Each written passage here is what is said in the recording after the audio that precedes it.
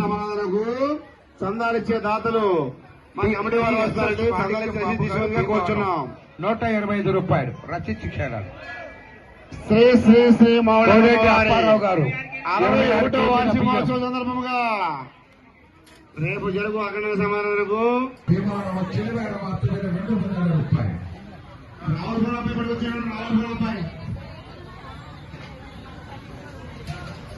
అప్పారావు గారు అన్నదానం పెట్టారు.